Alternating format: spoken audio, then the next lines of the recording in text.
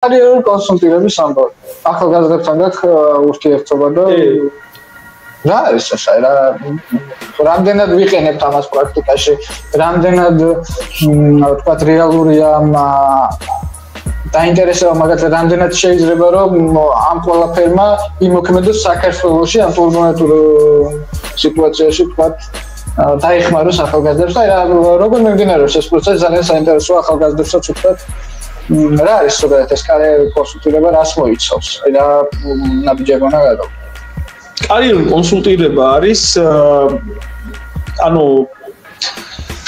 ეს არის ასე სერვისი რომელიც ორიენტირებულია იმაზე რომ არა მარტო ახალგაზრდამ არამედ ნებისმიერ კარიერის ნებისმიერ ეტაპზე ყოფნა ადამიანმა შეძლოს ადამიანმა რომელიც არ არის ბოლომდე კმაყოფილი თავის კარიერით თანხმობს რომ ბოლომდე ვერ რეალიზდება მეტი პოტენციალია ხო აქვს გარკვეული რაღაცა მიზნები ან ბოლომდე არ აქვს ჩამოყალიბებული ეს მიზნები არ უნდა პროფესიის შეცვლა თქვა ნებისმიერ ეტაპზე მე მაქვს ხა უბრალოდ ფოკუსი სტუდენტებზე უფრო ნებისმიერი ადამიანი შემთხვევით საინტერესოა თვალსაზრისით ეს არის ანუ სერვისი რომელიც გეხმარება შენი საკარიერო ცხოვრების დალაგებაში ანუ შენი საკარიერო ცხოვრება და პროფესიული ცხოვრება შემოიყვანო შენი კონტროლის ზონაში. მეგონი ყველას გვჭირდება ხო არა ვარ. შენი კონტროლის ზონაში შემოიყვანო და არ იყოს ბედის ანაბარა ბედზე მინდობილია. რა გათვალო ყველა ფაქტორი რომელიც ანუ ასე ვთქვათ გავლენას ახდენს შენ საკარიერო წარმატებაზე, გაიაზრო საკუთარი თავი, საკუთარი შესაძლებლობები, დაუკავშირო ეს შესაძლებლობები შრომის ბაზარზე არსებულ შესაძლებლობებს ეფექტურად, დროულად, მაღალი ასე ვთქვათ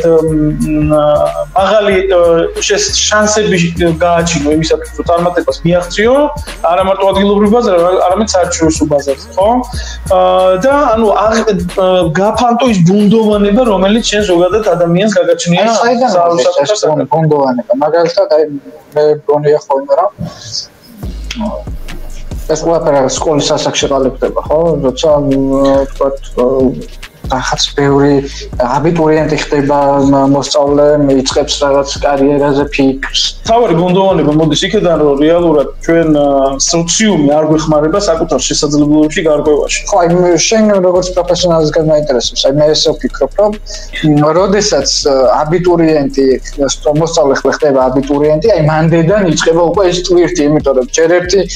ეროვნული გამოცდებია, ხო, ამ ეროვნულ გამოცდებს ამზადებს ისიც რომ რაღაც შიშის მომენტია მასშტაბებისგან, მშობლებისგან, ათესავებისგან ამაში იხარჯება ძალიან ბევრი ფული და შემდეგ ეს ფული ხდება ისე რომ თვითონ იქცევა. და შეიძლება რომ რაღაც კარიერაც აირჩიოს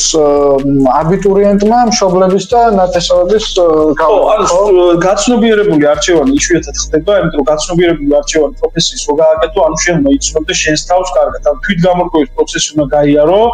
ეს იწყება რეალურად ეს უნდა იწყებოდეს ქვეყანაში რო არსებობს კარიერის მართვის სისტემა, რაც განვითარებულ ქვეყნებში ასე ვთქვათ, მეტნაკლებად არსებობს და ქვეყანა და სოციუმი ცდილობს რომ ეს არსებობდეს. საბავშვო ბაღიდან იწყება დაკვირვება პიროვნების ადამიანის პოტენციალზე და მის ასე ვთქვათ საკარიერო მომავალზე და მის რეალიზაციის სივრცეებზე, ანუ რა მიმართულებები შეიძლება იყოს ამ ადამიანის პიროვნული მახასიათთან დაყოლილი უნარებიდან გამომდინარე, ქცევითი მახასიათებლებიდან და პიროვნული მახასიათებიდან კიდევ სხვა პარამეტრები არის. ეს რეალურად ამას დაკვირვება უნდა ხდებოდეს და ამის პროფაილინგი უნდა ხდებოდეს სკოლის ეტაპზეც და როდესაც უკვე ადამიანი მიდის იმ ეტაპზე რომ გარკვეულწილად უნდა შეარჩიოს ასე ვთქვათ პროფესია სპეციალური ხო? რამდენად უნდა იყოს? უნდა გარკვეული უნდა იყოს თავის თავში, რა შესაძლებლობები აქვს, რა ფსიქოტიპია, რა უნარები, რა მიდრეკილებები აქვს და ასე შემდეგ. იქ უნდა ხდებოდეს კარიერის ასე ვთქვათ კონსულტანტი რეალურად ხო, ანუ კარიერის სპეციალისტი, კარიერის მართვის და დაგეგმვის სპეციალისტი, ესაც ვთქვი, რომელიც ეტყვის მას, რომ ანუ აი ეს არის ის დიაპაზონი, რომელიც შენი ფსიქოლოგიური და პროფესიული უნარებიდან და ასე შენ პოტენციალიდან ზოგადად ვთქვათ, ხო, რაც გაგაჩნია, ანუ აი ეს დიაპაზონი, რომელსაც ამ დონეზე ეხმიანება და ასევე უნდა დაეხმაროს მას, რომ ამ ახალგაზრდას რომ ჩამოყალიბდეს და გამოკვეთოს კაფიო, მეტნაკლებად კაფიო სურათი თუ როგორი ტიპის ცხოვრება უნდა, რა უნდა. რა მოტივირებს რამდენად უსვან მაგათაც მშობლების შვილებს. მშობლების შვილებს ძირითადად ეუბნებიან რა უნდა გააკეთოს შვილმა. ხო და მშობლები წამოდიან რა თქმა უნდა თავიანთი ხშირად ყველას ვერ ვიტყვი მაგრამ ხშირად ამოდიან საკუთარი სუბიექტური წარმოდგენებიდან საკუთარი პიროვნული გამოცდილებიდან ცხოვრებისეული გამოცდილებიდან და ამოდიან წარსულიდან და ანუ რეალურად გამოდის რომ ის წარსული აღარ არის და მომავალი ჯერ არ მოსულა შესაბამისად ანუ აგერ ის ხელშია მომავალი ანუ გამოდის ის რომ რეალურად ანუ წარსულს ვაბარებთ ჩვენს მომავალს როდესაც მაგალითად შვილს ვეუბნებით რომ ეს უნდა გააკეთოს ან ის უნდა გააკეთოს ისე რომ არ შევისწავლეთ არც შრომის ბაზარს არ შევისწავლეთ არც მის რეალურ უნარებს არ ჩაუტარებთ არანაირ ფსიქომეტრიულ სურვილებს და არ გავერკვევით ვინ არის ეს ადამიანი და უბრალოდ ჩვენი სუბიექტური წარმოდგენები და პერსპექტივებიდან გამომდინარე ვურჩევთ მას რომ მიიღოს რაღაც გადაწყვეტილება იგივე საკეთებენ თქვა იგივე სხვა ადამიანები რომლებიც ძალიან ზრუნავენ ახალგაზრდაზე მაგრამ ამავე დროს კი არ ეხმარებიან რეალურად შეიძლება ასე ვთქვათ მცდარგზაზე დააყენონ და გვაქვს 85% ახალგაზრდები ადამიანები ზოგადად რომლებიც არ არიან იქ სადაც უნდა იყოს ხო და კარიერის კონსულტირება ზოგადად არის ანუ რეალურად ასე ვთქვათ ეხა შემოდის ეს პროფესია ძალიან ძლიერი რეალურად ამ პროცესში ვიყოფები და სერტიფიცირებული კარიერის კონსულტანტები სადაც პირველ ნაკადში ვარ და ჩვენ ყველა ეხლა ვცდილობთ პოპულარიზაცია მოვახდინოთ ამ სერვისის და ამ პროფესიის იმ თვალსაზრისით კიდევ ბევრი კარიერის კონსულტანტები იყვნენ იმიტომ რომ ბევრი შეიძლება ეგეთი